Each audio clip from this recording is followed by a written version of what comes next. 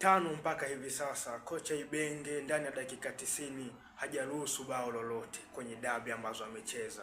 Kwa Mzizima dabi, lakini pia kwenye dabi hizi kubwa za Simba pamoja na Yanga zote amekuwa na consistency nzuri ya kulinda vizuri. Kwenye game ya jana ya Mzizima dabi ni mechi ambayo ilianza na intensity kubwa sana. Kuanzia dakika 15 za kwanza tuliona Simba walikuwa wanajaribu kutafuta chochote kitu kwenye lango la Azam FC.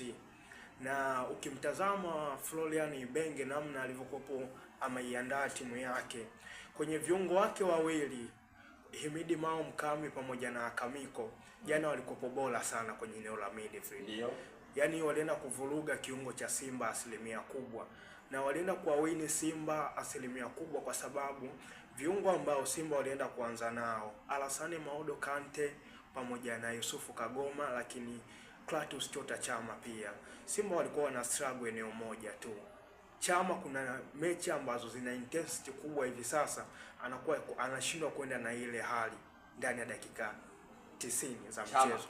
Yes. Anakuwa na struggle sana.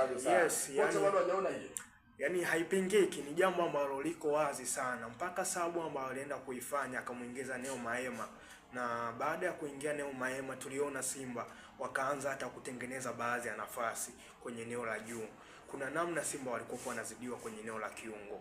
Ubora wa Akamiko pamoja na Himidi Mao Mkami ilikopo ni pair nzuri sana kwenye eneo la midfield.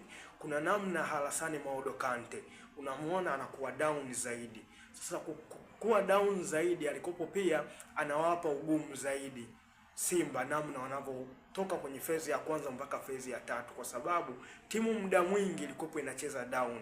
Na kwenye watu watatu wa juu ambao kocha Ibenge alianza nao, Idi Nado, Saduni pamoja na Faisal, walikuwa wanaweka shinikizo kuanzia phase ya kwanza ya juu ya Simba.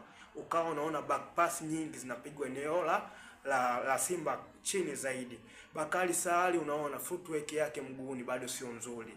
Kuna namna jana angeweza kuikosti timu kwa goli la mapema sana. Uzembe wake, mechi ya pili anarudia kosa hili kwenye eneo lile. Yusufu Kagoma anaendelea kumwamini Bakari Saali.